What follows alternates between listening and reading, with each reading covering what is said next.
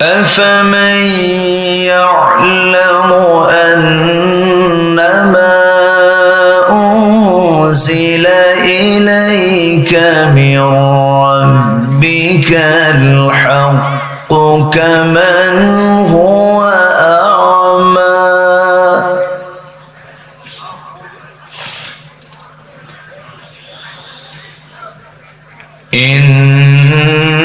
إنما يتذكر أولو الألباب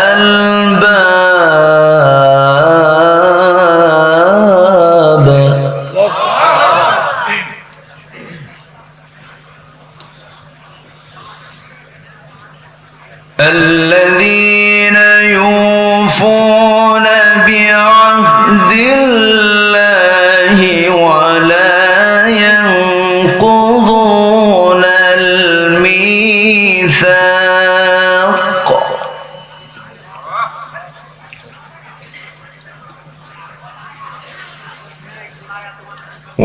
والذين يصلون ما أمر الله به أن يوصل ويخشون ربهم ويخافون سوء الحساب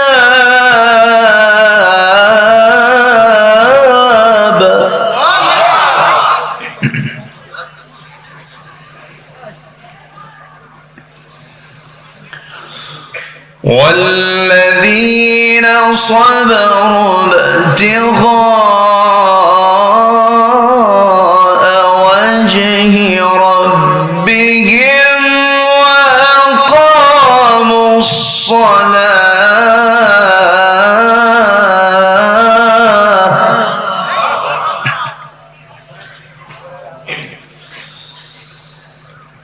وأقاموا الصلاة وأنفقوا مما رزقناهم سرا وعلانية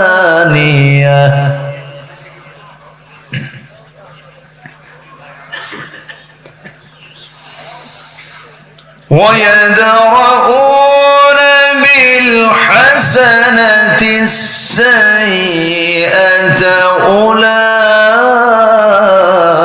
أولئك لهم عقبى الدار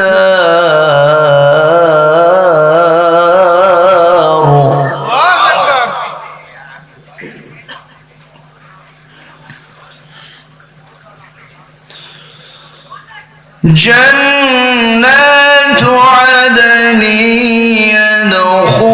يدخلونها ومن صلح من آبائهم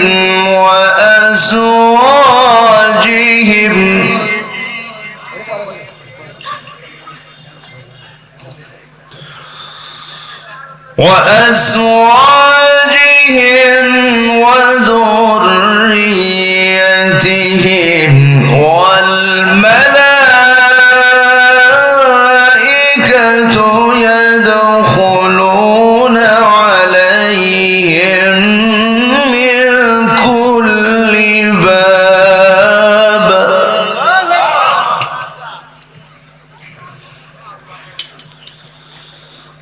سلام عليكم بما صبرتم فنعم عقبى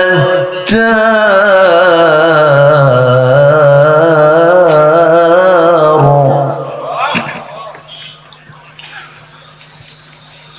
الله أكبر. بسم الله الرحمن الرحيم.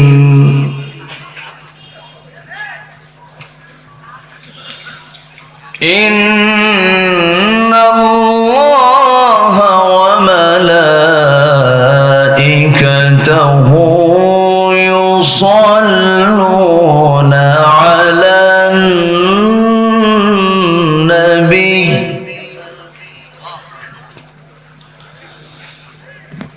يا أيها الذين آمنوا صلوا عليه وسلموا تسليما اللهم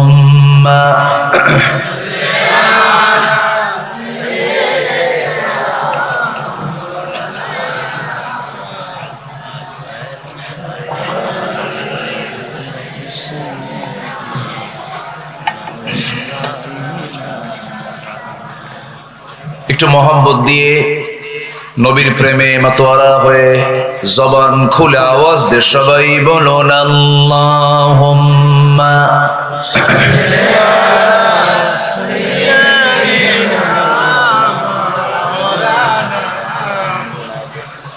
ওয়া আলা আলি। জাতির বিবেক সাংবাদিক বৃন্দ, সামনে উপস্থিত, দূরে কাছের বিভিন্ন স্থান থেকে ছুটে আসা কালিমার ঝান্ডাবাহী, তাওহীদের পতাকাবাহী, দ্বীন ইসলামের নরসারদুল বীর মুজাহিদ, প্রাণ প্রিয় সম্মানিত দ্বীনী ভাইরা, আড়ালে বসে আছেন শ্রদ্ধেয়া সম্মানিতা মা বোনেরা, আলোচনার সূচনায় আনুষ্ঠানিকতার মধ্য দিয়ে আমার পক্ষ থেকে আবারও দিল খোলা সালাম, আসসালামু আলাইকুম ওয়া রাহমাতুল্লাহি ওয়া বারাকাতুহু। সবাই কেমন আছেন? আমাকে প্রশ্ন করে ফেলেছেন। আল্লাহ তাআলা আমাকে আপনার সাথেই তো বসে রেখেছেন, বলছি আলহামদুলিল্লাহ। মহান রব্বে কারীমের শুকরিয়া যে আমরা একটা সুন্দর অনুকূল পরিবেশ, মুক্ত মন, মুক্ত চিন্তায় কোরআন মাহফিল শোনার সুযোগ পেয়েছি, বলি আলহামদুলিল্লাহ। সম্মানিত ভাইয়েরা, যিনি আমাকে আপনাকে এমন সুন্দর একটি আয়োজন, সুন্দর একটি পরিবেশ, সুন্দর একটি অবস্থা সৃষ্টি করে দিয়েছেন, সেই মহান জাল্লে শানুহুর দরবারে আমরা সবাই লাখ কোটি সুজুদ শুকর আদায় করি, মুহাব্বাতান বলে উঠছি আলহামদুলিল্লাহ। চিৎকার মেরে বলছি আলহামদুলিল্লাহ। সবাই বলি আল্লাহুম্মা ইন্নী আসআলুকা আল হুদা ওয়াত তুকা ওয়াল আফাফা ওয়াল গিনা। সবাই বলি আল্লাহুম্মা আইন্নি আলা যিকরিকা ওয়া শুকরিকা ওয়া হুসনি ইবাদাতিকা। আমরা আল্লাহ তাআলার শুকর আদায় করে নিলাম। সম্মানিত ভাই সব, যতক্ষণ আলোচনা হবে আমাকে সবাইকে সময় দিবেন শেষ পর্যন্ত,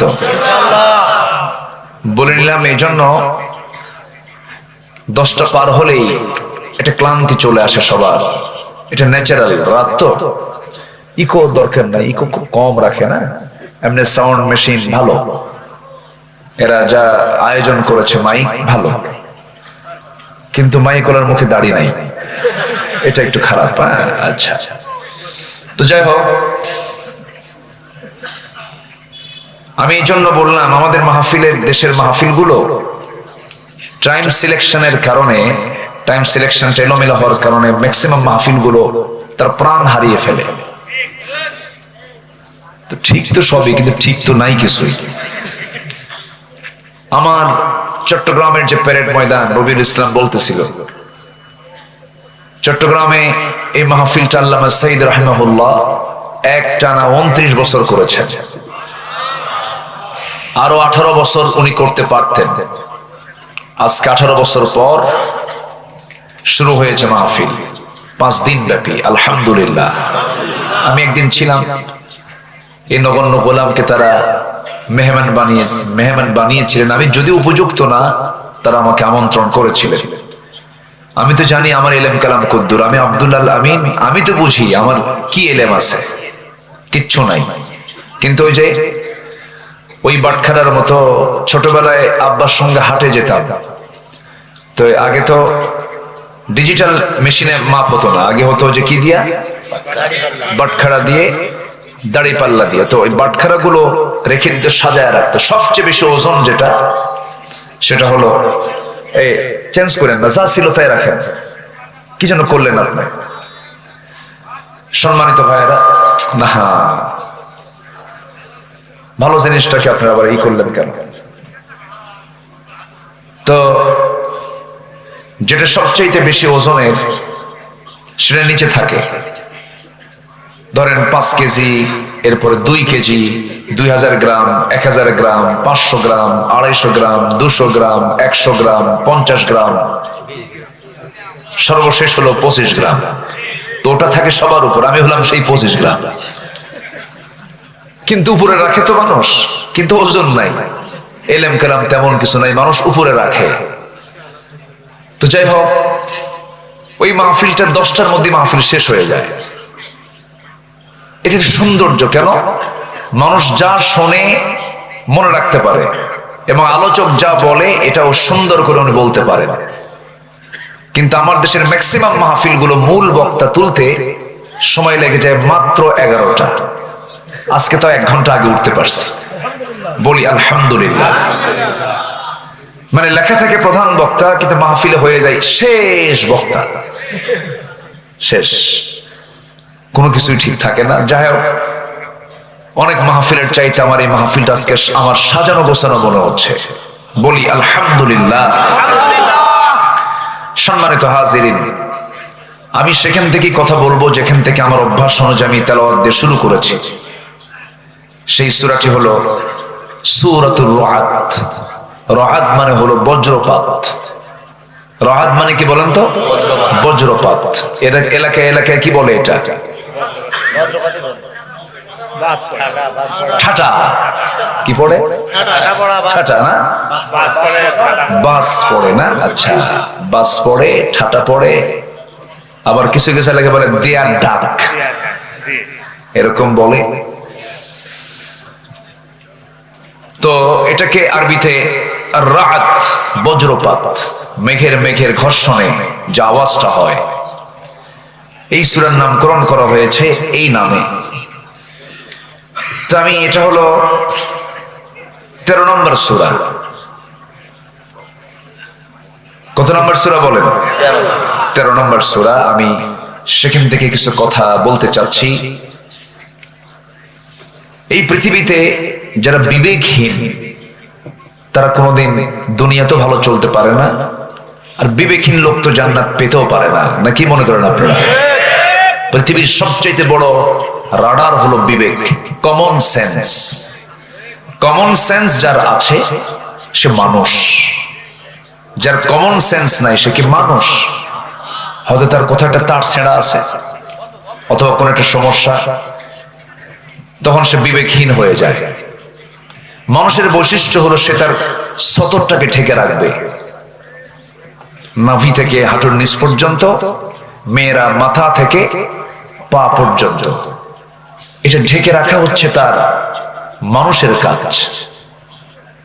কিন্তু আজকের সমাজে সতরটাও ঢাকে না। ওটা কি বিবেকবান না বিবেকহীন? বিবেকবান না বিবেকহীন? বিবেকহীন, কমন সেন্সই নাই। তো ইমানদার সবচাইতে বেশি বিবেকবান বলা হয়, যার মধ্যে ইমান থাকে সে বিবেকবান বলা হয়। আরবিতে এটাকে বলা হয় উলুল আলবাব। উলুল আলবাব। তো আজকে উলুল আলবাব কারা, বিবেকবান কারা আল্লাহর দৃষ্টিতে, আজকে আমি তাদের কিছু বৈশিষ্ট্য, 9টা বৈশিষ্ট্য আছে, আমি একটা একটা করে তুলে ধরবো। আমি 3 রাত নেব না, শুধু 1 রাত নেব। আমি 2013 সালে পাবনা জেলার দারুল আমান ট্রাস্ট, আমার আলোচনা যারা শুনেছেন, আমি একটানা সেখানে 3 দিন মাহফিল করেছি। 3 দিন, 4 বছর, 12টা মাহফিল, 12টা অধিবেশন আমি সম্পূর্ণ করেছি। তো এই ঐতিহ্য, এই ধারাবাহিকতা ইদানিং কেমন যেন একটা ভাটা পড়েছে, খালি ভাব, শুধু একটু মোটিভেশনাল কিছু মানে ধুমধাম কিছু কথাবার্তা বলে চাপাচুপা মেরেই সব হেরে যায়। না, কোরআন শোনার জন্য আগে দরকার হলো সময়। আগে দরকার কি বলেন তো? টাইম দরকার, সময় নিয়ে একটা আলোচক যদি কথা বলতে পারেন একটানা একটা জায়গায় 2 দিন 3 দিন, সেখানে কিছু মানুষ নিতে পারে, আলোচকও কিছু দিতে পারেন, আর যারা শ্রোতা তারাও কিছু নিতে পারেন। এটা রূপ দিয়েছিলেন আল্লামা সাঈদ রাহিমাহুল্লাহ।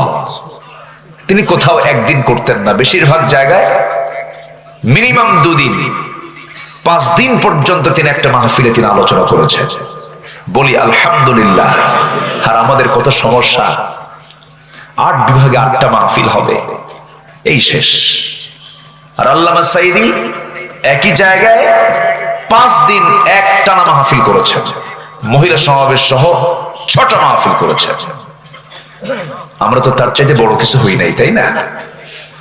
যাই হোক, আসুন আমরা ধীরে ধীরে আলোচনার দিকে যাই। সেখান থেকে কথা বলবো যেখান থেকে আমি তেলাওয়াত দিয়ে শুরু করেছি। আমরা বিবেকহীন হব না বিবেকবান হব? বলেন বলেন। লুঙ্গি খুলে রাখবো না লুঙ্গি পরবো? যারা লুঙ্গি পড়ে না, যারা সতর ঢাকেন, ওটা কি কমন সেন্স আছে? এখনকার বাচ্চাগুলো দেখেন না প্যান্ট পরে, এখন যে প্যান্টগুলো পরে, প্যান্টগুলো নাভির নিচে না নাভির উপরে? কমন সেন্স আছে? আজ থেকে কমন সেন্স নাই। হাঁটুর নিচে, হাঁটুতে ফাটা, 2 হাঁটু কি ফাটা, আর প্যান্ট পরে হচ্ছে নাভির নিচে, এত নিচে পড়ে সীমান্ত বর্ডার, যে কোনো মুহূর্তেই অঘটন ঘটতে পারে। এই হলো কমন সেন্সের অভাব। রুচির বিকৃতি হয়ে গেছে আজকে। মেয়েদের মাথার চুল কালোই তো মানায়, সেই মাথার চুলগুলো এখন কি কালো আছে? বানায় দিছে লাল টকটকা, মানে ছাগল কালার, ভেড়া কালার, ভেড়া ভেড়া ভেড়া মডেল। বলেন কমন সেন্স থাকলে কি এই বিকৃত, এই চিত্র কি চিত্রায়িত করতে পারে কোনো মানুষ? না। তো এইগুলো হচ্ছে কমন সেন্সের বিষয়। আল্লাহ পাক বলছেন উলুল আলবাব কারা, তোমরা আমার থেকে জেনে নাও, আর এদের জন্য আমি আল্লাহ জান্নাত রেখে দিয়েছি। জোরে বলে সুবহানাল্লাহ, আর জোরে বলে সুবহানাল্লাহ। কোরআন আল্লাহ পাক দিয়েছেন আলো, মনে আলো করে, কি করে দিয়েছেন বলেন তো? আলো, আলো। কোরআনটা কি বলেন তো? আলো। কোরআন মানলে আলোকিত হব আমরা। কোরআন হচ্ছে আলো, আর কোরআন মানলে আমরা কি হয়ে যাব? আলোকিত হয়ে যাব। আল্লাহ রাব্বুল আলামিন বলেন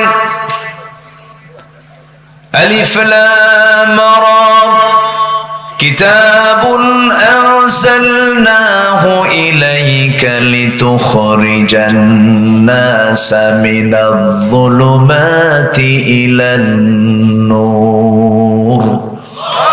হে রাসূল, আমি আপনার প্রতি যে কিতাবটা নাজিল করেছি, এই কিতাব নাজিলের উদ্দেশ্য হলো আপনি যেন এই কিতাব দিয়ে অন্ধকারে নিমজ্জিত জাতিকে যেন আলোর দিকে নিয়ে আসতে পারেন। জোরে বলি সুবহানাল্লাহ।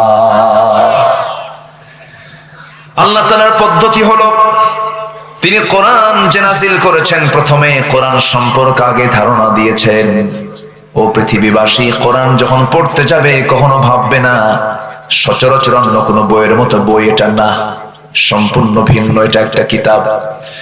এই সূরার শুরুতে আল্লাহ রাব্বুল আলামিন আগেই কিতাবের ব্যাপারে বলছেন আলিফ লাম মিম রা তিলকা আয়াতুল কিতাবি ওয়াল্লাযী উনজিলা ইলাইকা মির রাব্বিকাল হক ওয়ালাকিন্না আকসারান নাসি লা ইয়ালামুন। জোরে বলুন আল্লাহু আকবার। আমার বন্ধুগণ, এমন একটা গ্রন্থ এটা, কি চান আপনি এর মধ্যে সব পেয়ে যাবেন, কোনো কিছু অভাব নাই। পৃথিবীর যত জ্ঞান আছে সমস্ত জ্ঞানের মূল সেন্টার হলো এই কিতাব। এখান থেকে সমস্ত জ্ঞানের বিভাগ, ডিপার্টমেন্ট এসেছে। এটা হচ্ছে মাদার, এটা হচ্ছে বীজ। এটা কি বীজ? এটা হচ্ছে মূল জায়গা। এখান থেকে শাখা প্রশাখা এসেছে। এই যে বিমান তৈরি হয়েছে, সূরা ফিলকে রিসার্চ করে যারা পারেন ঠোঁট মিলিয়ে বলুন, আলাম তারা কাইফা ফাআলা রাব্বুকা বিআসহাবিল ফিল আলাম ইয়াজআল কাইদাহুম ফি তাদলিল ওয়া আরসালা আলাইহিম তায়রান আবাবিল। আল্লাহর বিমানের নাম কি বলুন? আরো জোরে বলেন। তয়ের মানে হলো বিমান। তয়ের মানে কি?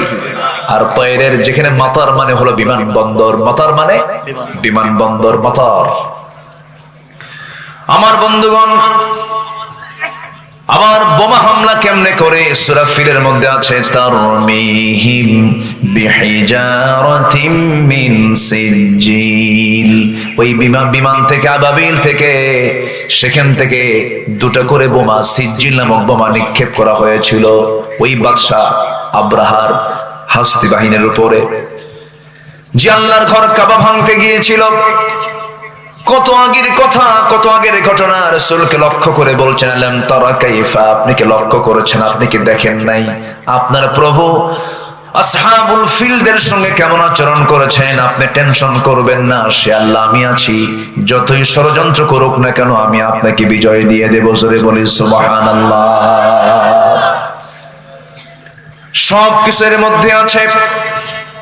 আমি খুলনায় আসলাম, আমার কাছে একটা লোভনীয় জিনিস মনে হয়, রবিউল ব্যবস্থা করে দিবা। মধু দরকার, মধু। মধু কি দরকার? খুলনা মানে কি বলেন? কিসের জায়গা? খুলনায় কি আছে বলেন? কোন বন? সুন্দরবন। গোটা পৃথিবীর আশ্চর্য যত জিনিস আছে দেখার মতো, সুন্দরবন হলো গোটা পৃথিবীর একটা সুন্দরতম জায়গা। যেরকম সুবহানাল্লাহ। হরিণ আছে, আছে না? বাঘ আছে। হরিণ আছে যেখানে, বাঘ আছে সেখানে। মিস জেনে হয় না এবছর। মধু, মধুটা হচ্ছে আমার আল্লাহ তাআলার স্পেশাল ওষুধ কোম্পানি। সুবহানাল্লাহ বলবেন না? আর এই ওষুধ কোম্পানির ডিপার্টমেন্ট আল্লাহ কোনো মানুষকে দেন নাই, দিয়েছেন হলো একটা ছোট্ট প্রাণী যার মুখে হুল ফুটায়। কি নাম? মৌ মাছি। সব মাছি না কিন্তু, কিছু কিছু মাছি পায়খানাতে পড়ে, ওগুলো না। আমরা হব মৌমাছি। জোরে বলি ইনশাআল্লাহ। আমরা কি মাছি হব? মৌমাছি। আমরা আলু হব না, আমরা হব যে আলু মিষ্টি, শুধু সিদ্ধ করেই খাওয়া যায়, মিষ্টি আলু। আর গোল আলু ও ভর্তাও খায়, তরকারিতেও খায়, কি সব জায়গায় চলে। গোল আলু হওয়া যাবে না, আমরা মিষ্টি আলু হব। মাছি হব না, আমরা মৌমাছি হব। জোরে বলি ইনশাআল্লাহ। মৌমাছিকে আল্লাহ পাক এই ওষুধ কোম্পানির দায়িত্ব দিলেন। ওষুধ ফ্যাক্টরি, কোম্পানি তো না, আল্লাহ তো কোম্পানি না, এটা আনলিমিটেড। দেখেন আমার আল্লাহ আমাকে কত ভালোবাসেন। দেখেন রোগ দিয়েছেন কে? তিনি কি ওষুধ দিতে পারেন না? ওষুধও দিয়েছেন তিনি, ওষুধও তিনি। এমন কোন রোগ নেই যে রোগের ঔষধ নাই। আল্লাহু আকবার বলেন। যদি মানুষ এই ওষুধগুলোকে নষ্ট না করতো, কোন ওষুধ লাগতো না তো। আমার বন্ধুগণ, প্রসঙ্গ যখন চলে এলো একটু মনোযোগ সহকারে সবাই শুনুন। মৌমাছি আল্লাহ রাব্বুল আলামিন এর মধ্যে 114 সূরা দিয়েছেন। 114 সূরা দিয়েছেন। 114 সূরার মধ্যে অন্যতম একটা সূরা হলো সূরাতুন নাহাল, মৌমাছি। তাহলে একটা প্রাণীর নামে সূরা মানে কি? অবশ্যই এই প্রাণীর কিছু রহস্য আছে। আচ্ছা, আমার আলোচনায় কি কষ্ট হচ্ছে নাকি আপনাদের? অনেকে আবার গরম কিছু শুনতে আসে, হুজুর একটু হাসিনাকে গালি দেন। সে তো চলেই গেছে, ওরে নিয়ে এত কথা বলার দরকার আছে নাকি? কিছু কিছু জায়গায় সে খালি গরম, জিহাদি আছে না, এরকম আছে না? আছে, এত বলার দরকার নাই তো। আমরা এতটুকু শুধু বলি, যারা এগুলো করেছেন অপকর্মগুলো, আলেমদেরকে যারা মেরেছেন, জেল খাটিয়েছেন, তওবা করে ফিরে আসেন, আমরা মাফ করে দেব। কিন্তু ষড়যন্ত্র করবেন, হুল ফুটাই দেব কিন্তু। এখন সুযোগ আমাদের। ওরা তো দিন তালিকা করেছে, এখন আমাদের তালিকা করার সময় এসেছে। আমরা আপনাদের চরিত্র নিয়ে চলি না, আমাদের দিল এত ছোট না। আমার নবীজি মক্কা বিজয়ের দিন তিনি বললেন, সবাইকে মাফ করলাম, 17 জন মাফ হবে না। এর মধ্যে একজন হলো ইকরামা ইবনে আবু জেহেল, আবু জেহেলের ছেলে ইকরামা, সে সব যুদ্ধে নবীর বিরুদ্ধে অংশগ্রহণ করেছে। রাসূল ওকে মাফ করবেন, ওকে শেষ করবা তোমরা। রাসূল বলে দিলেন আমার দেশেও কিছু ক্ষমার অযোগ্য কিছু আসামি আছে, ওদের কোনো ক্ষমা নাই। খেলা হবে না, পালাইছো কেন? ঠিক কিনা? কি ঠিক কিনা? হুজুর সব তাল ঠিক আছে, এত ভুল হওয়ার দরকার, মানে এত চিন্তার দরকার নাই, সময় মতো সব ছাড়বো ইনশাআল্লাহ। জোরে বলি ইনশাআল্লাহ। বসেন। ওরা আমাদেরকে মেরে ফেললো আর আমরা কিছু কথা বলতে পারবো না? কি কথা বলার দরকার আছে না নাই? আচ্ছা, সম্মানিত ভাইয়েরা, মৌমাছি এটা এমন একটা প্রাণী, আল্লাহু আকবার আল্লাহু আকবার, এই প্রাণীকে রিসার্চ করে মোবাইল তৈরি হয়েছে। আলহামদুলিল্লাহ বলবেন না? মানে কোরআন তো একটা গবেষণার কিতাব, তো এটা জাস্ট অনুমান আন্দাজ করে কথা বলা নয়, কোরআন হচ্ছে রিসার্চের কিতাব। এটা মৌমাছি যে কত বড় একটা ডিপার্টমেন্ট, আল্লাহ তাআলা নিজে বলতেছেন যে মধু এমন একটা আমি তোমার জন্য পানীয় করে দিয়েছি যেটা জান্নাতেও পাবা। সুবহানাল্লাহ বলবেন না? এবং দুনিয়াতে দিচ্ছি, এটা পৃথিবীর কোনো মানুষকে এটা দিয়ে আমি বানাচ্ছি না, আমি বানাচ্ছি মৌমাছিকে দিয়ে। আল্লাহু আকবার বলেন। এটা খাও, ক্যান্সার ভালো হয়ে যাবে। এটা খাও, তোমার হাই প্রেসার বন্ধ হয়ে যাবে। এটা পান করো, মৃত্যু রোগ ছাড়া সব রোগের ঔষধ আমি এর মধ্যে ঢুকায় দিয়েছি। কার কথা বলেন? কার কথা? এটা শোনেন, মনোযোগ দিয়ে কথাগুলো শুনবেন, কাজে লাগবে। দেখেন আমার বন্ধুগণ, এই মৌমাছিকে নিয়ে, মৌচাক নিয়ে শতকের পর শতক হাজারো গবেষণা করেছে মানুষ। সর্বশেষ 1973 সালে অস্ট্রিয়ান একজন বিজ্ঞানী কার্ল ভন ফ্রিচ মৌমাছির জীবন চক্র নিয়ে গবেষণা করে তিনি নোবেল পুরস্কার পর্যন্ত পেয়েছেন। তিনি এই বিষয়ে একটা বইও লিখেছেন যার নাম হলো দ্য ড্যান্সিং বিজ। তিনি সর্বপ্রথম ফটোগ্রাফির মাধ্যমে প্রমাণ করে দেখিয়েছেন মূলত ফিমেল ওয়ার্কার বি, অর্থাৎ স্ত্রী মৌমাছিগুলো মধু সংগ্রহ করে এবং মৌচাকের ডিপার্টমেন্ট তার হাতে থাকে। পুরুষ মৌমাছি না, স্ত্রী মৌমাছি, রানী মৌমাছি। আল্লাহ ১৫০০ বছর আগে রানী মৌমাছির কাছে ওহী নাযিল করেছেন, ওহী দিয়েছেন, সংবাদ দিয়েছেন। কি বলেছেন? ওয়াআউহা রাব্বুকা ইলান নাহলি আন ইত্তাখিযি মিনাল জিবালি বুয়ুতা ওয়া মিনাশ শাজারি ওয়া মিম্মা ইয়ারিশুন। জোরে বলুন আল্লাহু আকবার। এখানে যারা আলেম উলামা আছেন, আনিত্তাখিযি মুয়ান্নাসের সিগা, পুরুষ মৌমাছিকে মহান রব্বুল আলামিন ওহী দেন নাই।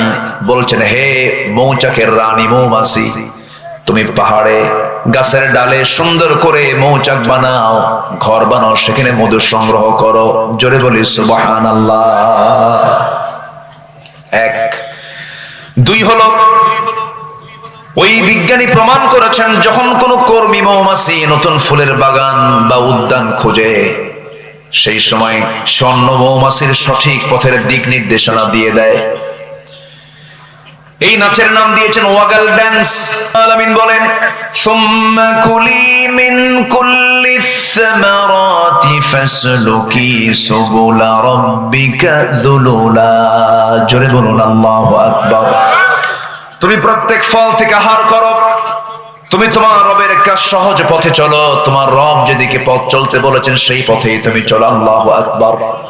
নাম্বার 3 হলো, এখানেই শেষ নয়, বর্তমান সময়ে বিজ্ঞানীরা নিখুঁতভাবে গবেষণা করে প্রমাণ করেছেন আসলে মধু বের হয় মৌমাছির পেট থেকে। মৌমাছি মধুটাকে যে সংগ্রহ করে আনে, পেটের মধ্যে তুলে আনে, এই পেট থেকে মধু বের করে মৌচাকে এই মৌমাছি ঢুকায় রাখে। জোরে বলি সুবহানাল্লাহ। তাহলে মৌমাছির পেট থেকে মধু বের হয়। আল্লাহ রাব্বুল আলামিন এই কথাটা ১৫০০ বছর আগে বলেছেন।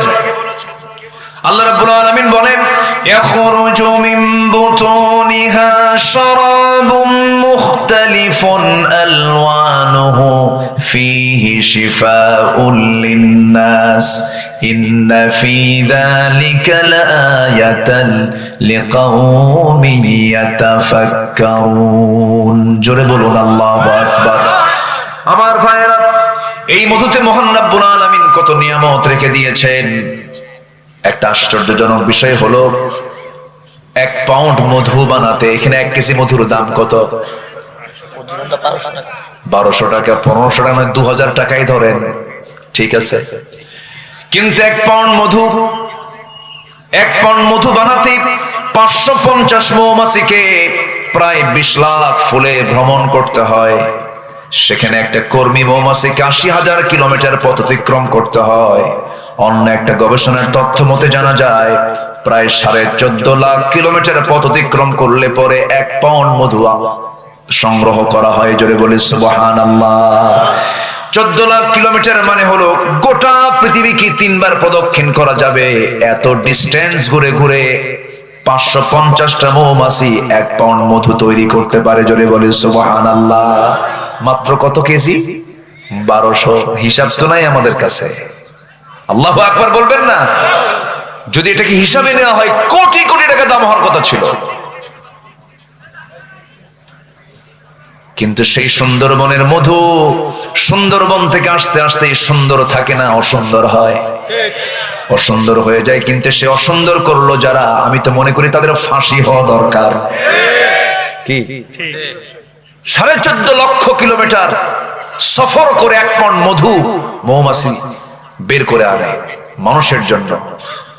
আবার ওই মৌচাকের মুখে থাকে হলো পুলিশ মৌমাছি, অ্যাডমিনিস্ট্রেশন চালায় তারা।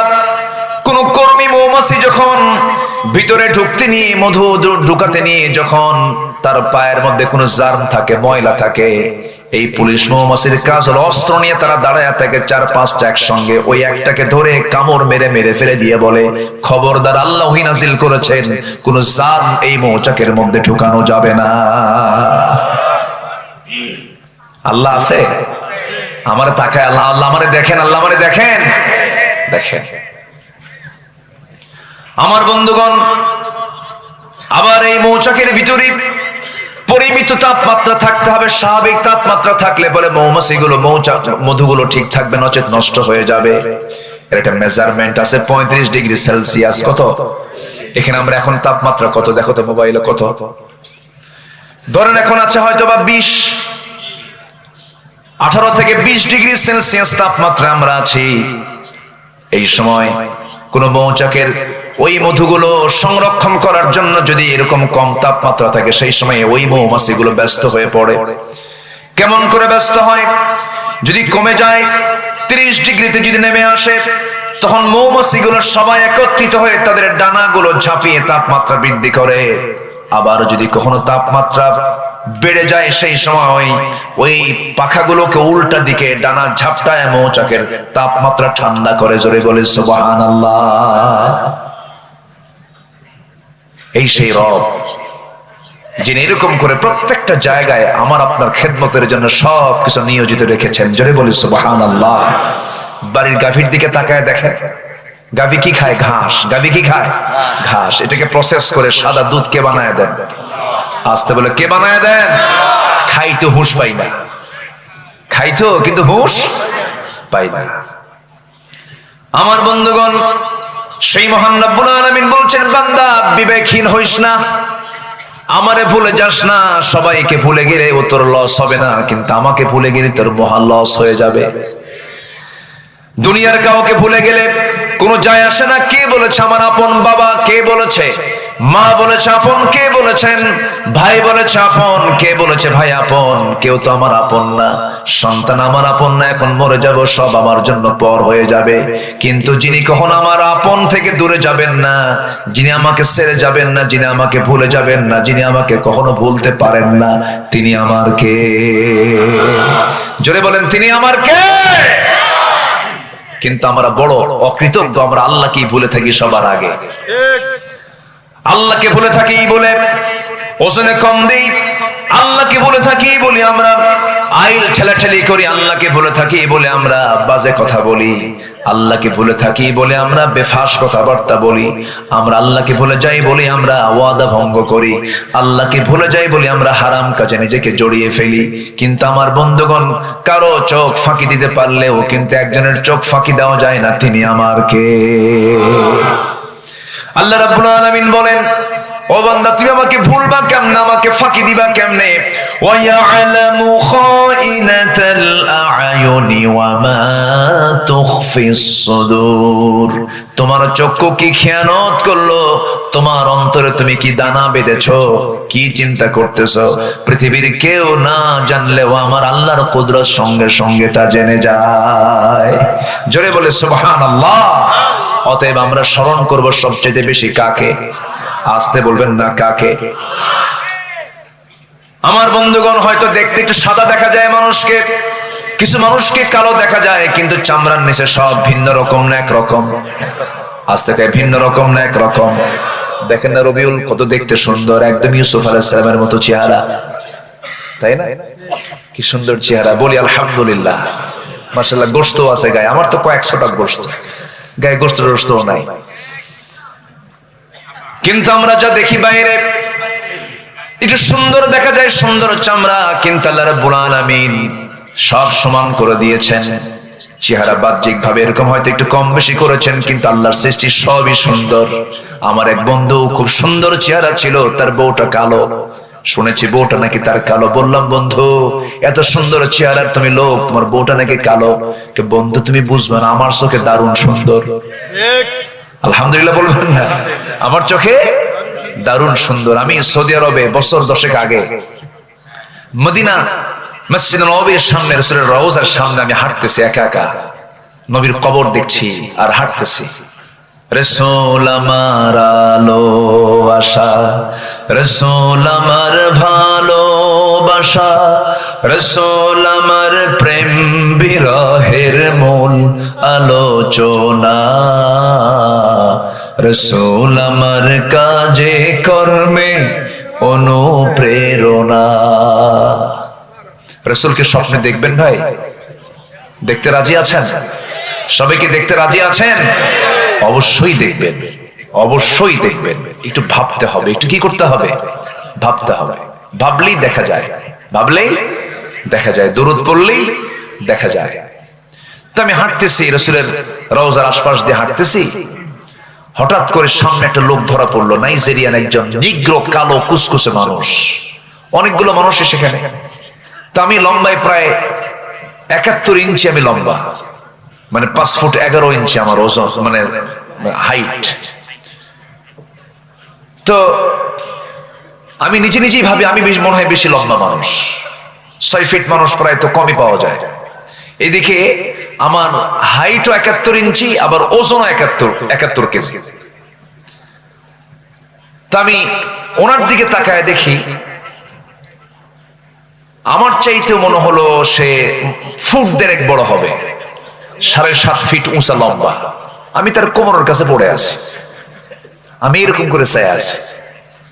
এত কালো, তাও চকচকা কালো। কি কালো বলেন তো? চকচকা কালো একদম, মানে দাঁত ছাড়া কিছু দেখা যাচ্ছে না, শুধু একটাই সেখানে শুধু সাদা দেখা যায়, সেটা কি? দাঁত। একদম কালো, ঘন কালো। মাথার চুলও কালো, চুলের সাথে চামড়া মিলে গেছে একদম। সে চুলগুলো আবার খাড়া খাড়া শক্ত, গুনার মতো। গুনা বোঝেন তো? গুনার মতো শক্ত।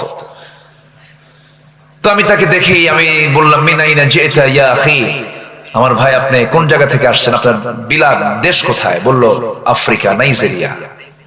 তো বললাম যে ভালো আছেন তো? হ্যাঁ ভালো।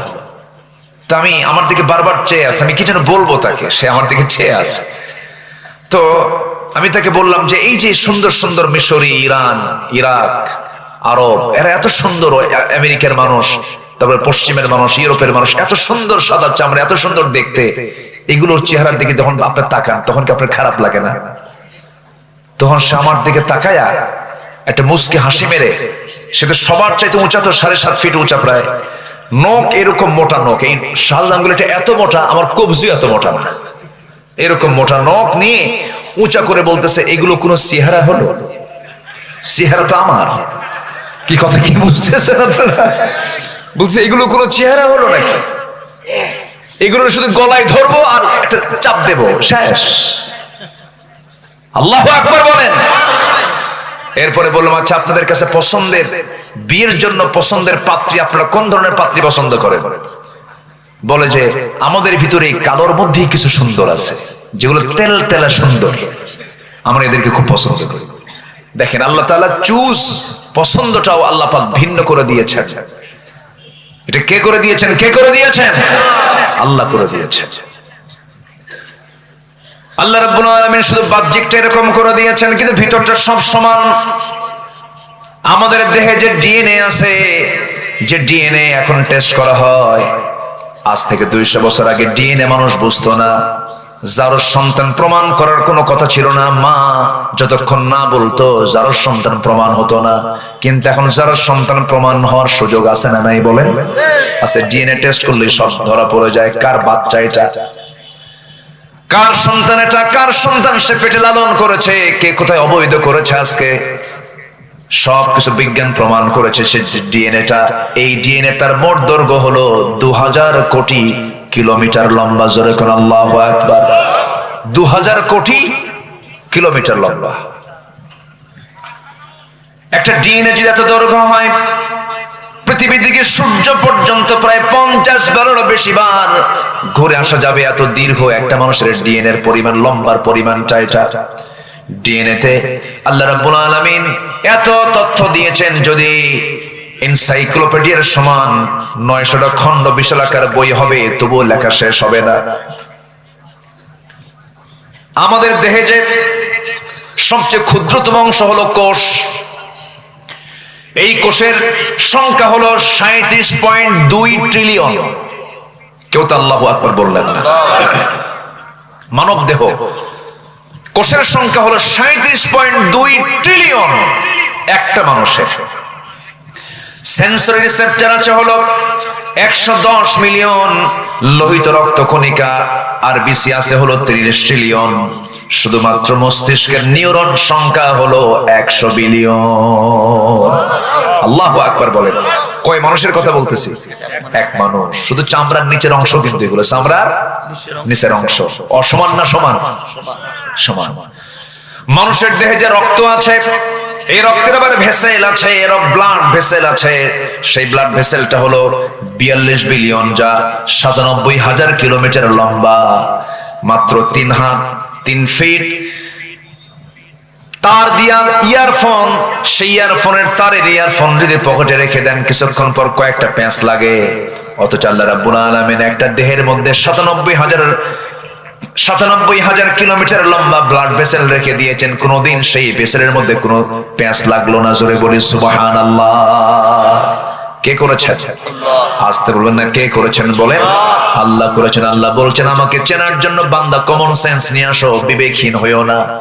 তোমার মাথা থেকে পা পর্যন্ত তুমি দেখো, কারো অবদান এখানে চুল পরিমাণ নাই, সম্পূর্ণ অবদান একমাত্র তিনি কে? আল্লাহ বলছেন, বান্দারে তুমি বিবেকবান হও।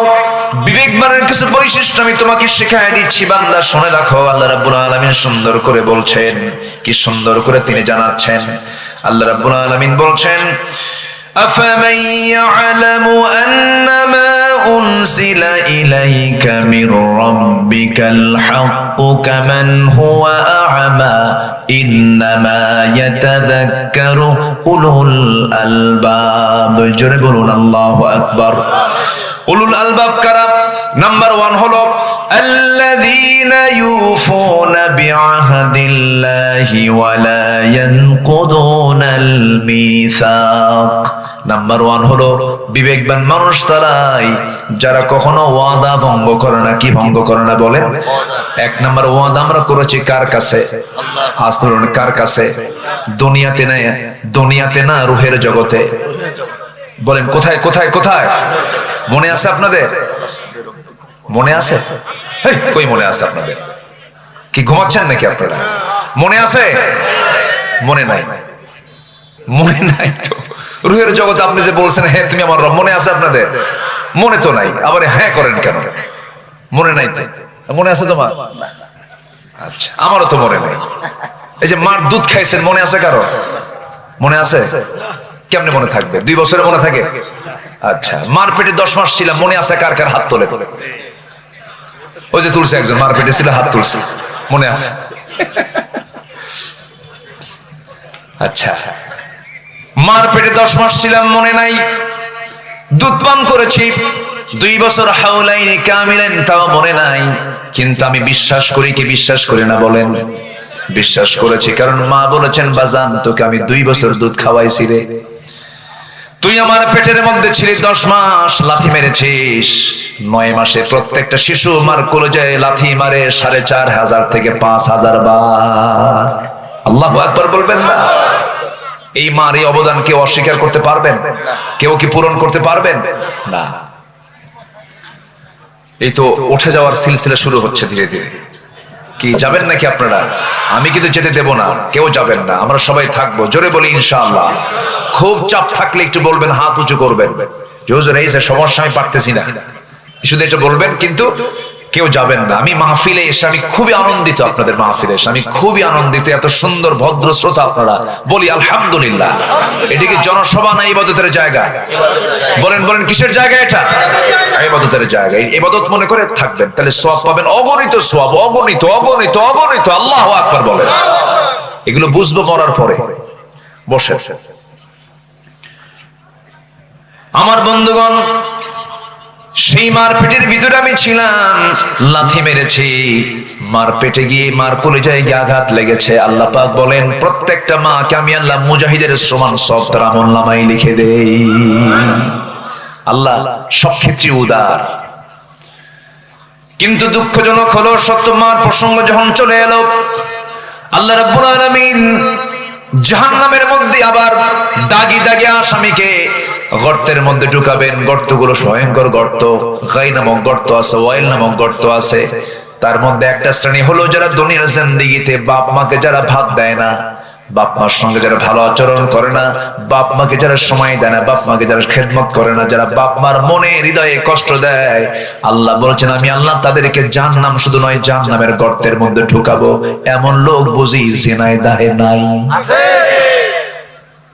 যাবেন না এই সময়? এসে মুটলি ভাববো ওর বাপ মাকে দেখতে পারে না। বসে কি বাপ মাকে দেখতে? আচ্ছা বলেন তো, মা বড় না বউ বড়? ভালো করে চিন্তা করে কবেন, বইয়ের দিকে আগে মনে করবেন, এরপরে কবেন। ভালো করে বলেন, মা বড় না বউ বড়?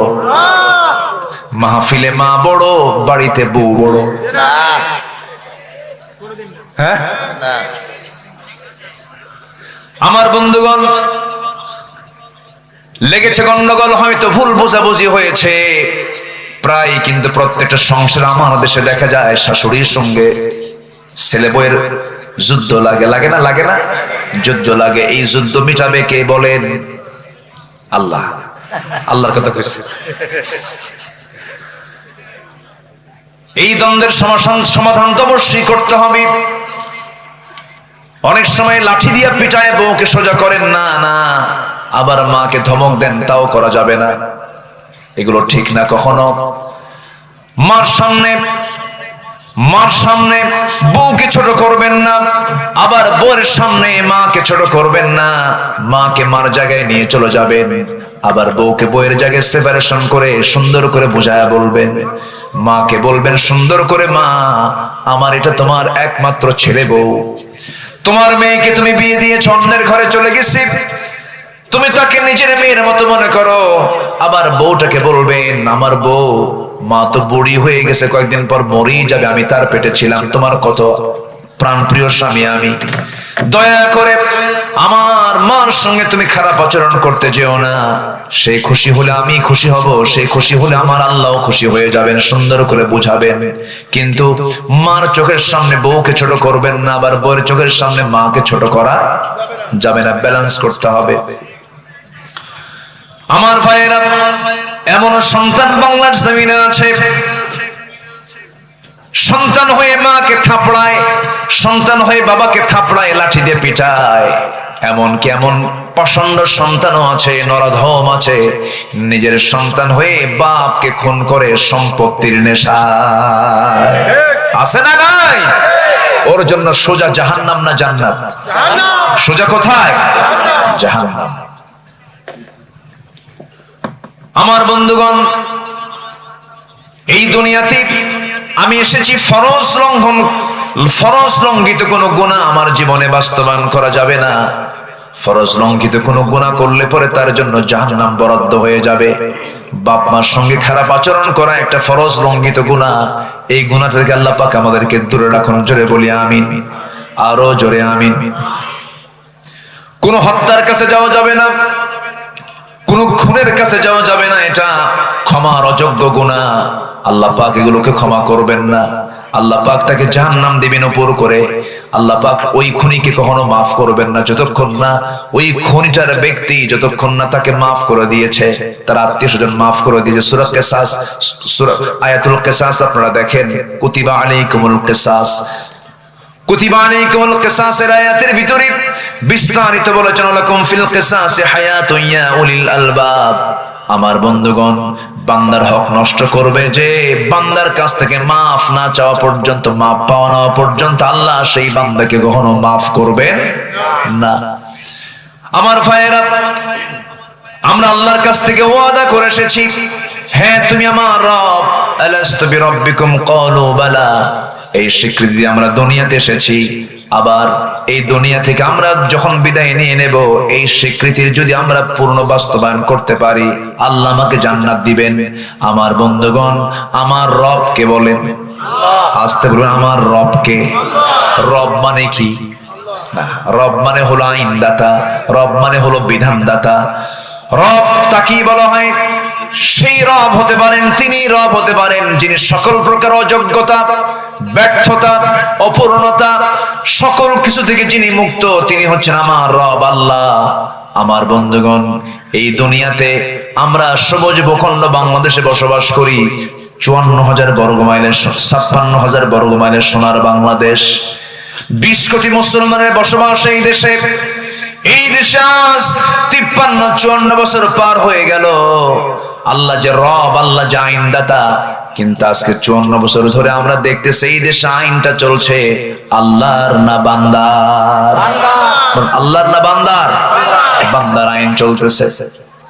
কিন্তু রবটাকে, রবটাকে আমার রবকে, কিন্তু এদেশের রবকে কেমন আল্লাহ হয়? মানুষের আইন চলতেছে। এখন তো কথা বললে অনেকের গায়ে একটু লাগবে মনে হয়, কি এরকম মনে করতেছেন নাকি আপনারা? আমার বন্ধুগণ, এই 53-54 বছর আমরা দেখতে পেলাম যারা এই ক্ষমতার মঞ্চে ছিলেন, যারা এই ক্ষমতার মসনদে বসা ছিলেন, সবার নামের আগে মোহাম্মদ লাগানো ছিল। সবাই মুসলিম পরিবারের মানুষ ছিলেন, কিন্তু 53-54 বছরে অন্তত নামাজের আইনটা পর্যন্ত বাংলার জমিনে কায়েম হয় নাই। এর ফলাফল হলো আজকে বাংলাদেশের মুসলমান মাত্র 5% নামাজি। কয় পার্সেন্ট বলেন? আর 50 লক্ষ মানুষ আজকে মাদকাসক্ত, মাদকের সঙ্গে জড়িত। 50 লক্ষ মানুষ যদি মাদকের সঙ্গে সম্পৃক্ত থাকে, যে মদ খায়, যে নেশা করে, তার বাপ আছে, তার মা আছে, তার ভাই আছে। একটা পরিবারকে জাহান্নাম বানানোর জন্য একটা মাদক সেবী যথেষ্ট। আজকে এত বড় ক্ষতি হয়ে যাচ্ছে, এত বড় ক্ষতির মধ্যে এই জাতি পড়ে গেছে। নামাজ নাই, নেশার জগতে পড়ে গেছে। এই যে চিত্র চিত্রায়িত হয়েছে, কত মন্ত্রী মন্ত্রিত্ব পালন করেছেন, কত রাষ্ট্রপতির দায়িত্ব পালন করেছেন। জাহান্নামে যাবার যতগুলো কারণ আছে, এর মধ্যে 1 নম্বর কারণ হলো নামাজটাকে ছেড়ে দেওয়া। আজ পর্যন্ত জাতিকে নামাজ 5 ওয়াক্ত পড়াতে পারে নাই। সব তো দেখা শেষ করলাম, সব দেখা শেষ করেছে, আমরা আর দেখতে চাই না। কেউ চালিয়েছে 25 বছর, কেউ চালিয়েছে 16 বছর, কেউ চালিয়েছে 9 বছর, মাঝখান দিয়া কেয়ারটেকার গভর্নমেন্টটা কয়েক বছর। সব দেখা শেষ। আগামীর দেশ আমরা দেখতে চাই কোরআনের দেশ। রাজি আছেন কারা কারা? হাত উঁচু করে দেখান মুসলমান।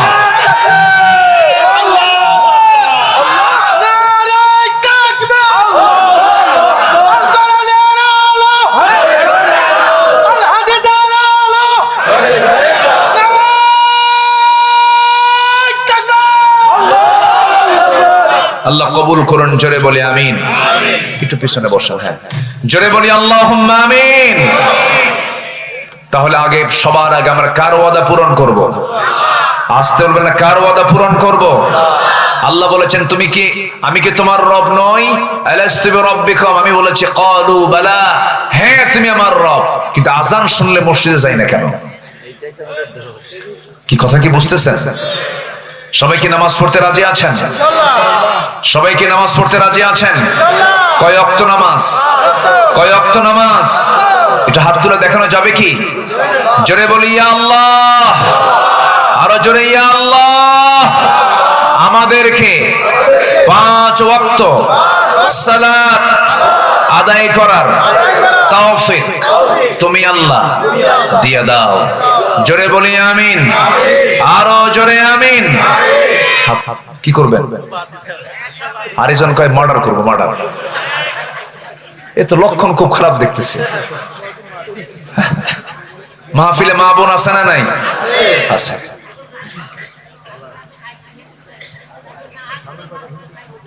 ওই যে দেখছেন মুরব্বী ফাইন কথা বলছে, যদি না শোনে একদম বাপের বাড়ি পাঠাই দেবো, যা। সুন্দর কথা। জি চাচা, চাচা চাচি নামাজ পড়ে তো? আপনারটা পড়ে তো নামাজ নাকি? মরে গিয়েছে।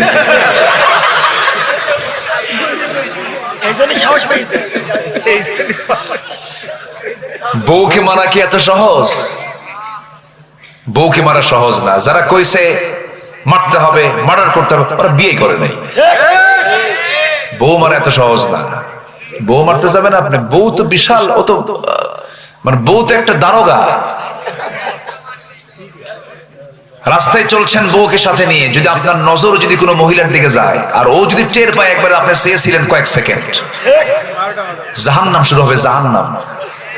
সারাদিন কিছু কমে না। সন্ধ্যার সময় যখন ডাক দিবেন, সুইটি ঝর্ণা এক গ্লাস পানি আনতো, তোমার সুইটি কি তুমি চায় থাকো আরেক দিকে, তুমি আমারে ডাকো না, আগে নজর ঠিক করো। কি ঠিক আছে কিনা বলে? হ্যাঁ, বউ মারা এত সহজ না। বউ তো মারার বিষয় না, বউ হচ্ছে আদরের বিষয়। কে বলেছে বউ নামাজ পড়বেন? অবশ্যই নামাজ পড়বে, আদর দিবেন, সুন্দর করে শিখাবেন, বুঝাবেন, বলবেন একই ছাদের নিচে দুনিয়াতে থাকলাম, আমরা একই ছাদে জান্নাতেও থাকতে চাই। সুন্দর করে বুঝাবেন, এটা কাঁদবেন, এটা নামাজে দাঁড়াবেন, কবরের কথা মনে করে দিবেন। আমার নবীজির প্রথম দাওয়াত ছিল আম্মা জান খাদিজার কাছে। জোরে বলে সুবহানাল্লাহ। প্রথম দাওয়াত দেব আমরা কোথায় বলেন? বাড়িতে, স্ত্রীর কাছে আগে দাওয়াত দেব। কে বলেছে বউ শুনবে না কথা? যদি নামাজ না পড়ে সুন্দর করে বুঝায় বলবেন 4টা কারণে স্বামী তার স্ত্রীকে শাসন করতে পারবেন, তবে এই শাসন কিন্তু সেই শাসন না। আমার মায়েরা, ভয় পাওয়ার কোনো কারণ নাই। 4টা কারণে আপনি স্বামী তার স্ত্রীকে শাসন করবেন। নাম্বার 1 যদি নামাজ না পড়ে, নাম্বার 2 হলো যদি রোজা না রাখে, নাম্বার 3 হলো স্বামীর বৈধানুগত্য যদি না করে। বৈধানুগত্য এই জন্য বললাম, ফেরাউন মার্কা স্বামীও কিন্তু আছে জমিনে। আসতে বলবেন না, আছে না নাই? ফেরাউন মার্কা স্বামী হলে পরে ওই স্বামীর আনুগত্য করা যাবে না, বরং সেই সময় ওই মহিলার জন্য আসিয়ার মতো ভূমিকা পালন করতে হবে।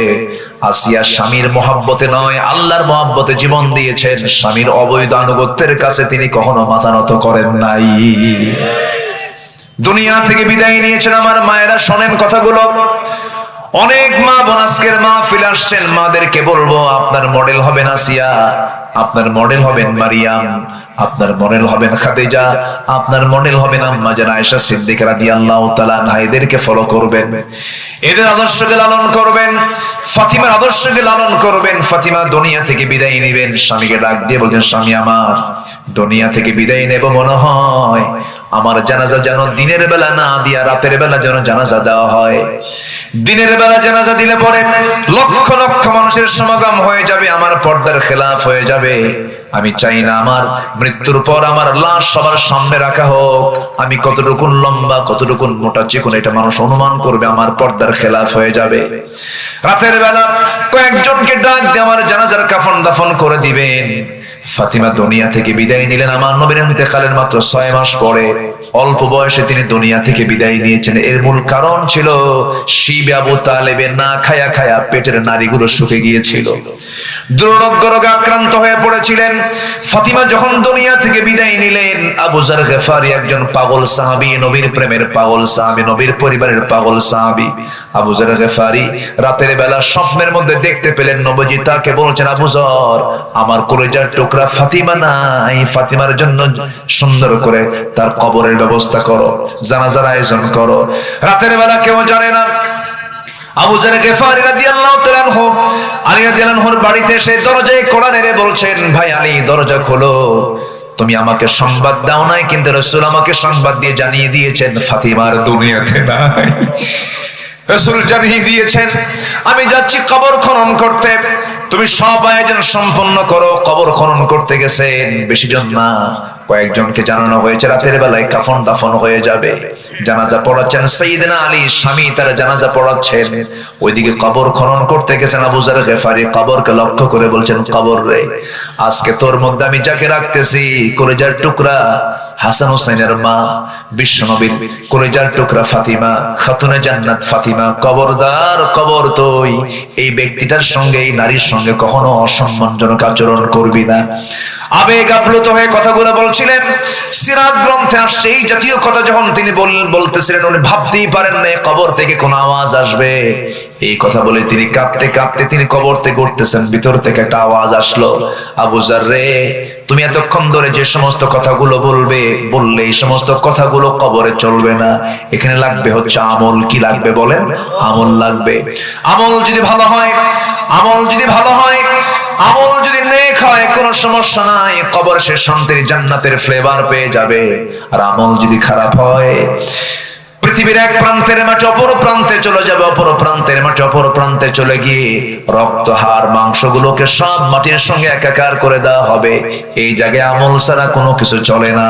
আল্লাহু আকবার।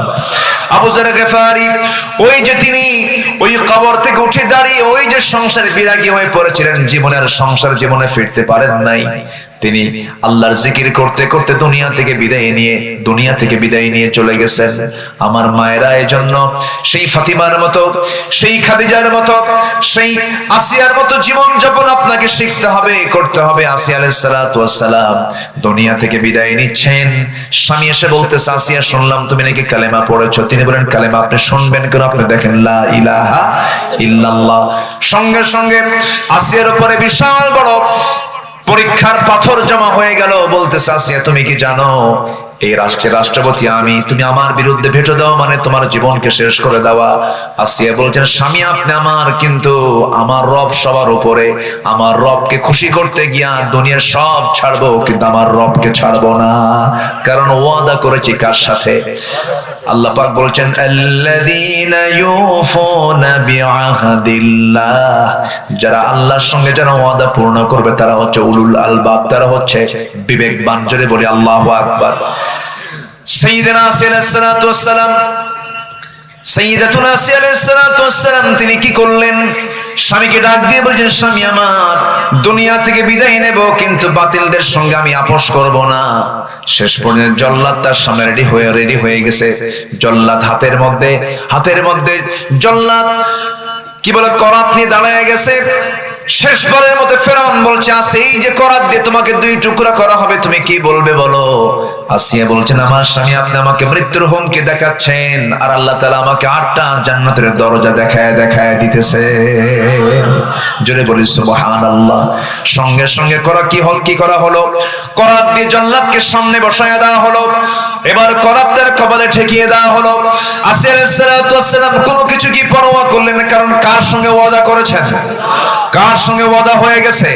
সঙ্গে সঙ্গে তিনি বলছেন, ও আল্লাহ, মৃত্যুর দুয়ারে আমি দাঁড়িয়েছি আল্লাহ, আমার মৃত্যু হয়ে যাবে মনে হয়।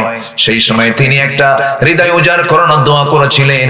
সেই দোয়াটা আল্লাহ রাব্বুল আলামিন খুব সুন্দর করে কবুল করে তিনি হচ্ছেন তাওরাত কিতাবের অনুসারী। তার নবী ছিলেন মূসা আলাইহিস সালাতু ওয়াস সালাম, অথচ সে আসিয়ার দোয়াটা আল্লাহ রাব্বুল আলামিন চয়েস করে শ্রেষ্ঠ কিতাব কোরআনে কারীমের মধ্যে সূরা তাহরিমে কোট করে দিয়েছেন। জোরে বলি সুবহানাল্লাহ। তিনি সেই সময় দোয়া করেছিলেন মৃত্যুর পূর্বে আবেগ জড়িত কণ্ঠে, আবেগ মাখা কণ্ঠে তিনি একটা দোয়া করেছেন। সেই দোয়াটা হলো, রব্বি বিনিলি ইনদাকা বাইতান ফিল জান্নাতি ওয়া নাজ্জিনি মিন ফিরআউনা ওয়া আমালিহি। আল্লাহ, তুমি আমার জন্য বানায় দিবা বুয়ুতুন, অনেক ঘর, বাইতুন এক ঘর, তুমি আমাকে একটা ঘর শুধু বানায় দিবা, জান্নাতে বেশি ঘর চাই না। সে একটা ঘর অবশ্যই হওয়া উচিত ইনদাকা, তোমার কাছে, অর্থাৎ তোমার ঘরের দেওয়ালের সাথেই সেই ঘরটা তুমি আল্লাহ আমারে বানায়া দিবা। তাহলে বলেন, তাদের ওয়াদা কি তারা ভঙ্গ করেছেন নাকি? আর আমরা সামান্য এক প্যাকেট বিড়ির প্যাকেট পেলে পরে আমাদের ঈমান বেঁচে খাই, ঠিক কি না? অথচ জান্নাত তিনি পাওয়ার জন্য দুনিয়াকে তিনি তুচ্ছ করে, স্বামীকে মাইনাস করে, সংসার জীবনকে মাইনাস করে তিনি আল্লাহর সান্নিধ্যে চলে গেলেন। বাতিল শক্তির কাছে মাথা নত করলেন না। এটাই হচ্ছে আল্লাহর সঙ্গে ওয়াদা পূর্ণ করা। নাম্বার 2 হলো সাধারণ যে অঙ্গীকার গুলো আছে, সে অঙ্গীকার যারা নষ্ট করবে তারা আল্লাহর বিবেকহীন বান্দা হয়ে যাবে। বিবেকবান বান্দা কখনো ওয়াদা ভঙ্গ করতে পারে না। আমার ভাইয়েরা, আল্লাহ রাব্বুল আলামিন সুন্দর করে বলছেন, আল্লাযীনা ইউফুনা বিআহদিল্লাহি ওয়া লা ইয়ানকুদুনাল মিসাক। নাম্বার 3 হলো ওয়াল্লাযীনা ইয়াসিলুনা মা আমারাল্লাহু বিহি আইয়ুসালা ওয়া ইয়াখশাউনা রাব্বাহুম ওয়া ইয়াখাফুনা সুআল হিসাব। নাম্বার 3 হলো যারা আল্লাহর সঙ্গে সম্পর্ক যারা বজায় রাখে, আল্লাহর সঙ্গে সম্পর্ক কন্টিনিউ করার জন্য কয় ওয়াক্ত নামাজ বলেন? আসতে বলবেন না, কয় ওয়াক্ত নামাজ? খাবার খেতে হয় আমাদের দেশে কয় বেলা?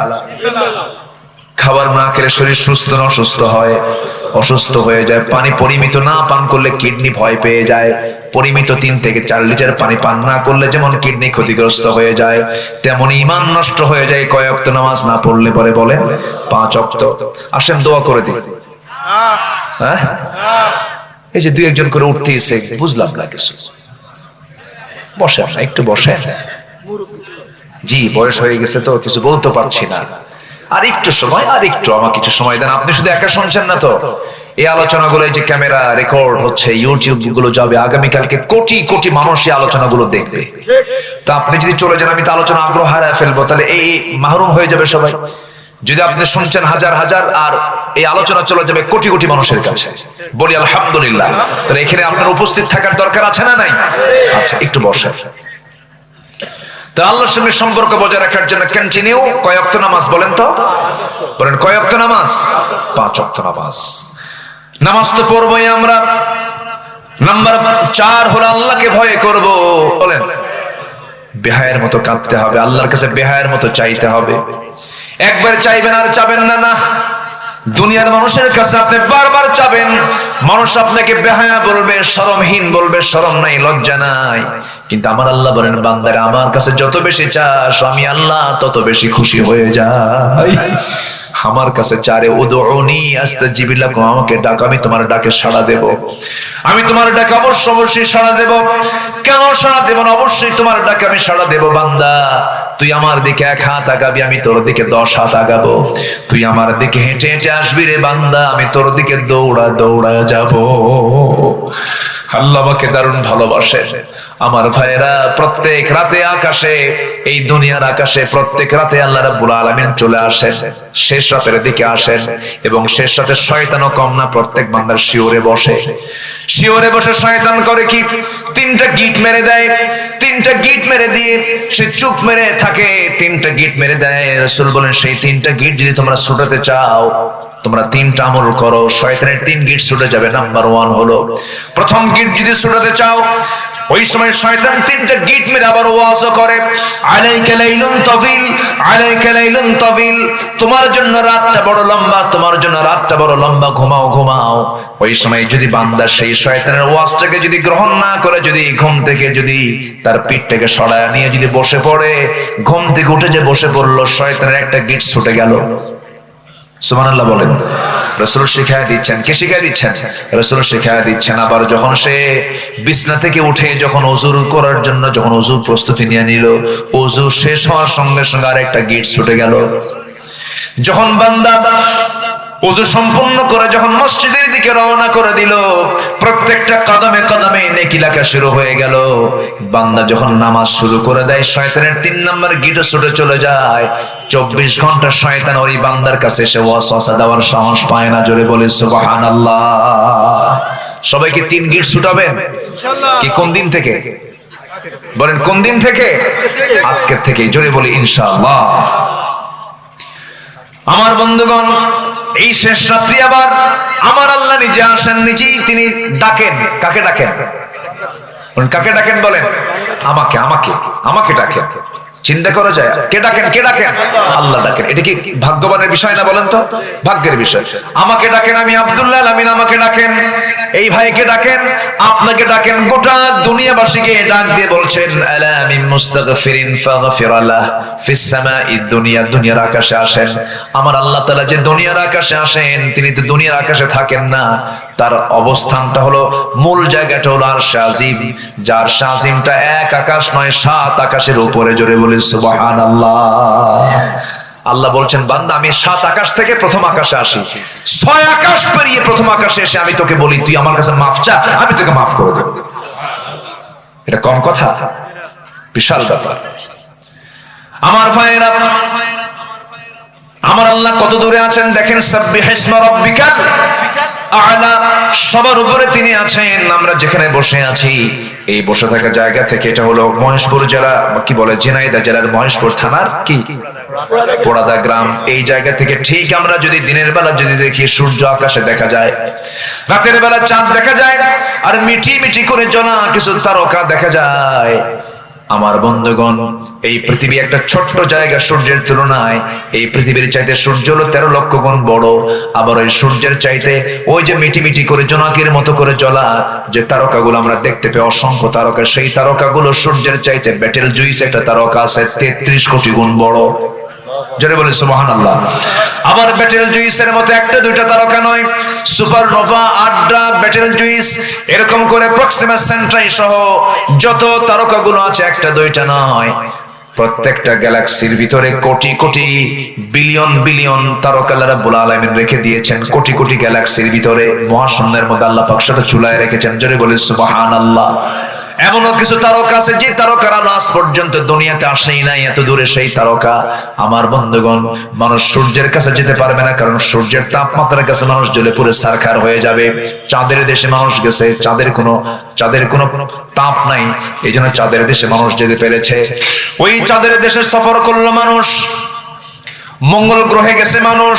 কিন্তু মানুষ যদি চিন্তা করে, চাঁদ দেখলাম, মঙ্গল গ্রহ দেখলাম, একটু আমরা তারকার দেশে যাব, তারকা তো আরো দূরে। পৃথিবীর সবচেয়ে নিকটবর্তী তারকার নাম হলো প্রক্সিমা সেন্ট্রাই। প্রক্সিমা সেন্ট্রাই যদি কেউ যেতে চায়, দুনিয়ার কোনো যানবাহনে চড়ে যেতে পারবে না, তবে চেষ্টা করলে করতে পারে নভোযান দিয়া। পৃথিবীর সবচেয়ে লেটেস্ট নভোযান হলো অ্যাপোলো 11, যার ঘন্টার গতি হলো 39,000 কিলোমিটার। 39,000 কিলোমিটার মানুষ বানাইছে এই সমস্ত নভোযানগুলো। ওই নভোযানে যদি চড়ে যদি রওনা দিয়ে দেয়, ওই প্রক্সিমা সেন্ট্রাই নামক পৃথিবীর সবচেয়ে নিকটবর্তী তারকার দেশে তারা যেতে সময় লাগবে ঘন্টা 39,000 কিলোমিটার বেগে। সময় লেগে যাবে 1,15,000 বছর মাত্র।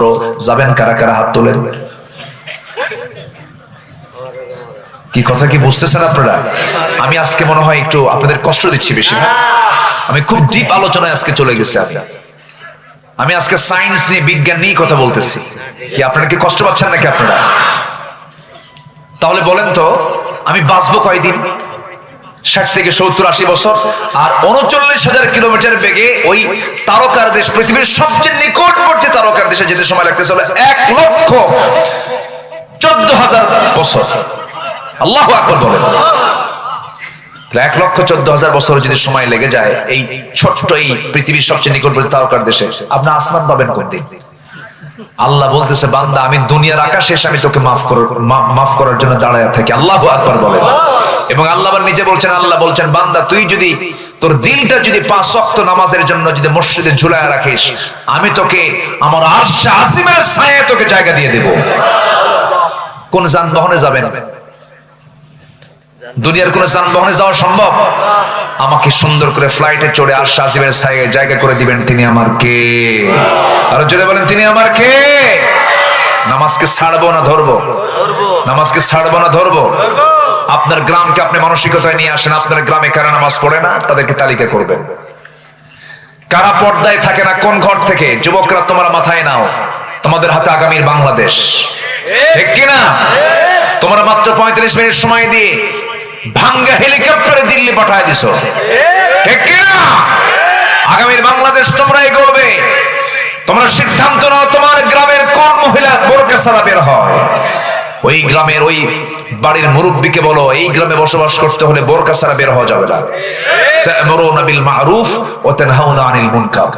এরপরে তোমার গ্রামের মাতব্বর যদি নামাজ না পড়ে, বলবো আপনি নামাজ ধরেন, মাতব্বরি টিকে রাখেন।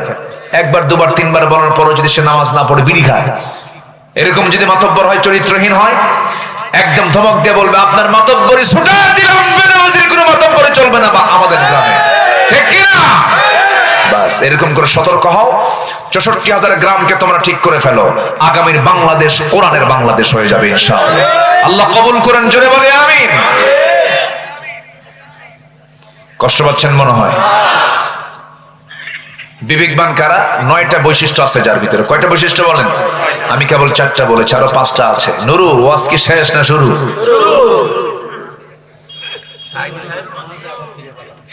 জি বলি বলি আলহামদুলিল্লাহ, জোরে বলি আলহামদুলিল্লাহ।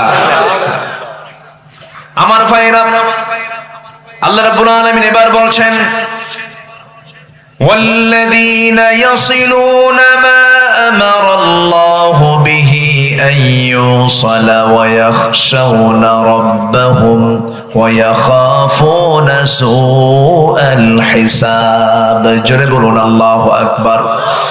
নাম্বার 4 হলো আল্লাহকে ভয় করবে যারা। নাম্বার 5 হলো বিচার দিবসকে ভয় করবে যারা। নাম্বার 6 হলো সন্তুষ্ট চিত্তে সবর করবে যারা আল্লাহর প্রতি।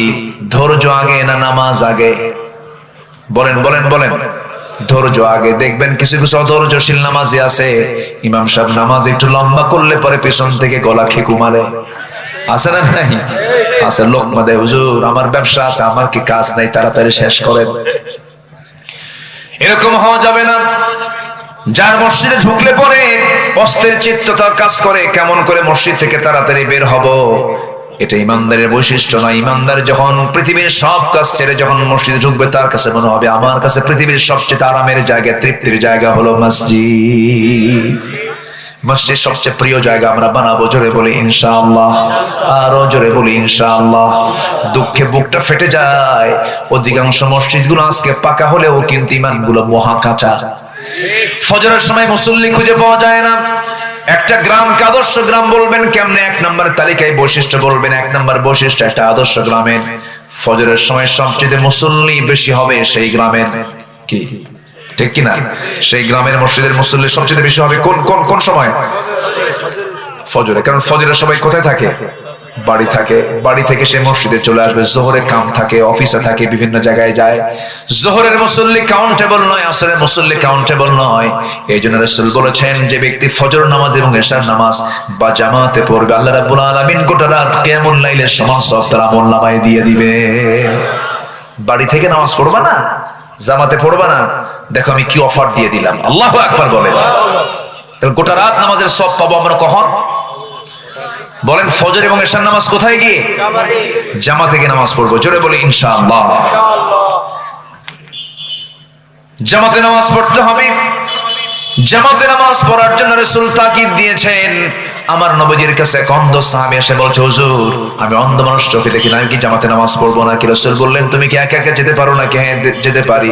রাসূল বলেন, তবুও তুমি জামাত ছাড়বে না, তবুও জামাতে নামাজ পড়বা। জোরে কান সুবহানাল্লাহ। আমার বন্ধুগণ, সবর থাকতে হবে, ধৈর্য থাকতে হবে। ধৈর্য আবার তিন প্রকার: আস-সাবরু আলা আত-তাআহ, আস-সাবরু আনিল মাসিয়া, আস-সাবরু আলাল ইকদার। এই তিনটার সমন্বয় হলো ধৈর্য। ধৈর্য আছে যার ঈমানটা টিকবে তার। কিছু কিছু লোক আছে এত ধৈর্যহীন, বউয়ের সঙ্গে গন্ডগোল হলে পরে তালাকের কথা মুখে আনে, আসে না নাই বলেন? কিছু হইলেই তালাক, কিছু হইলেই তালাক। সেদিন এক মহিলা আমারে ফোন দিয়ে বলে, হুজুর আমার স্বামী তো সকাল সন্ধ্যা তালাক দেয়, আমি কি আসি না নাই? কি কথা কি বুঝতেছে? আমারে কয়, হুজুর আমার স্বামী সকালে তালাক দেয়, বিকেলও তালাক দেয়, আমি কি আসি না নাই? কন্ত এরকম কিছু বেকুব আছে না নাই বলেন তো? কিছু হইলেই তালাক মারে।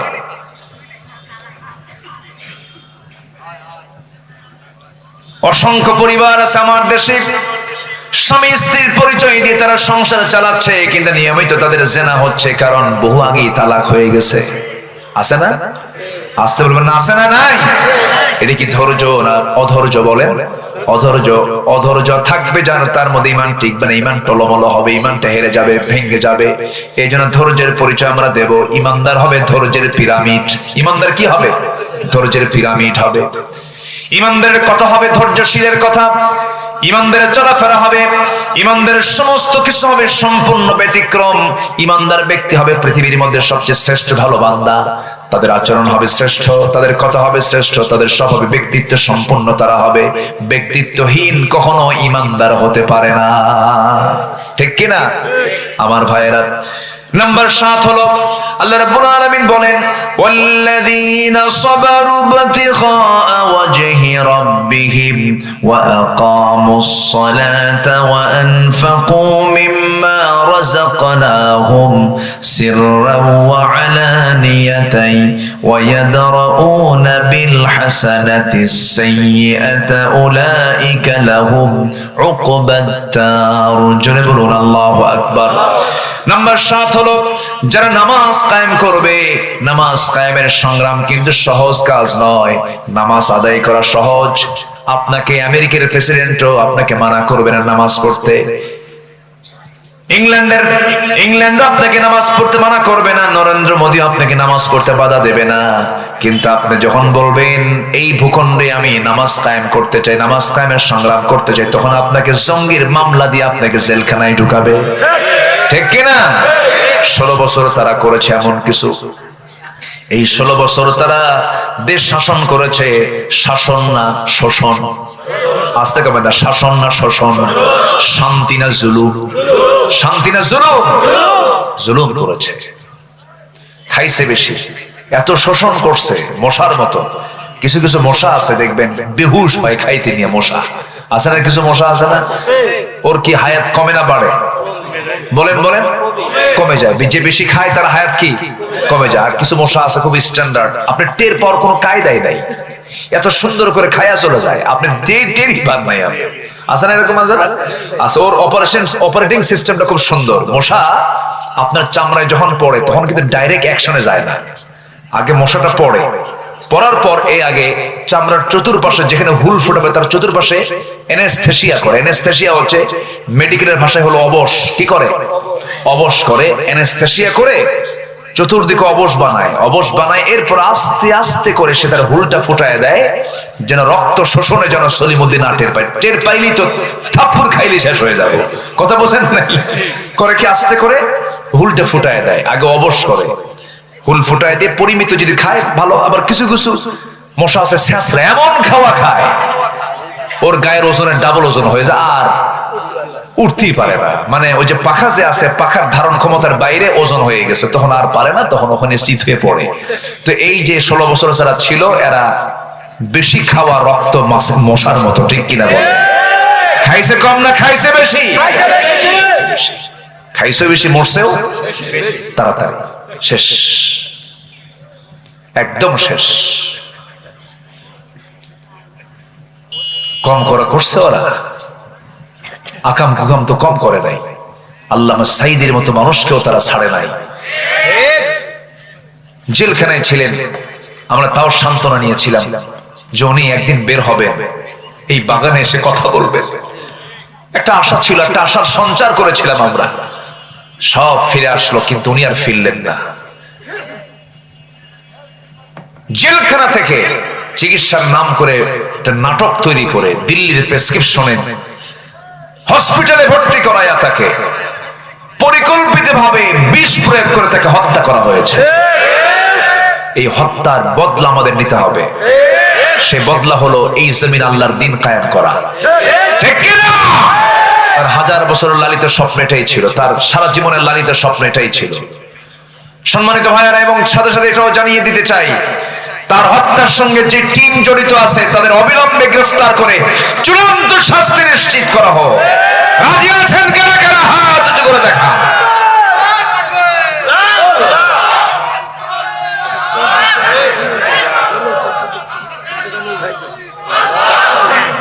আল্লাহ কবুল করেন, জোরে বলে আমিন। আরো জোরে আমিন, আরো জোরে আমিন। সম্মানিত ভাইয়েরা, নামাজ কায়েমের কাজ কুসুমাস্তীর্ণ নয়। রাসূল মার খেয়েছেন, আমাকে আপনাকে মায়ের খাওয়ার প্রস্তুতি নিতে হবে। নামাজ কায়েমের সংগ্রাম আমাকে আপনাকে এগিয়ে আসতে হবে। 16 বছর কত মানুষ বৈধ স্ত্রীর কাছে যেতে পারেন নাই, ঠিক কিনা বলেন?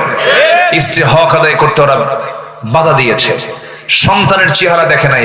এই বিডিআর গুলো 16 বছর জেল খেটেছে, সন্তান স্ত্রীর গর্ভে রেখে জেলখানায় ঢুকেছে। 16 বছর পর 16টি একটা মেয়েকে সে কাছে পেয়েছে। এই যে জুলুম গুলো করা হয়েছে, এই জুলুমের ফলাফল হচ্ছে তাদের এই প্রায়শ্চিত্ত। আসতে বলবেন না, জোরে বলুন, ঠিক কিনা? এত দাপট মাহফিল আসলেই ডানে বামে সব বসে যেত কিরামুন কাতিবিন, কথা বলতে দিত না, মাইক টেনে ছিটতো। প্যারেড ময়দান 18 বছর বন্ধ রেখেছিল, সিলেট আলিয়া মাদ্রাসা কয়েক যুগ বন্ধ রেখেছিল, আমান ট্রাস্ট বন্ধ রেখেছিল, হাজার হাজার মাহফিল 144 জারি করেছিল।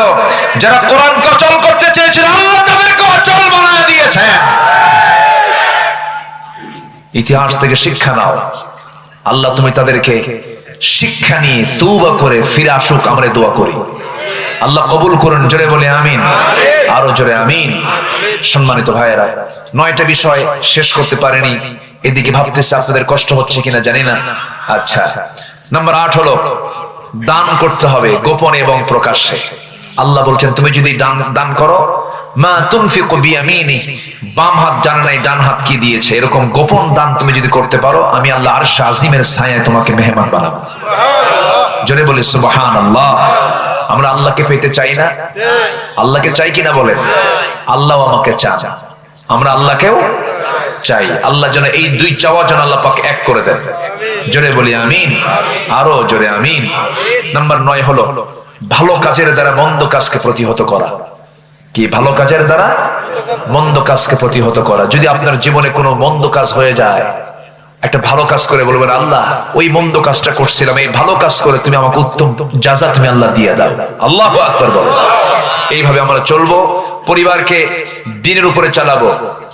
বউ সন্তান ছেলে মেয়ে এগুলো সব যেন দ্বীন বোঝে, তারা যেন পর্দায় থাকতে পারে, এই তৌফিক আল্লাহ পাক তুমি সবাইকে দিয়ে দাও। জোরে বলি আল্লাহুম্মা আমিন।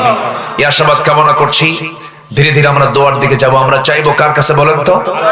আসতে বলুন, চাইবো কার কাছে? আমরা আল্লাহর কাছে। নামাজের মতো করে বসে আমরা তাশাহুদের সূরতে বসে যাই।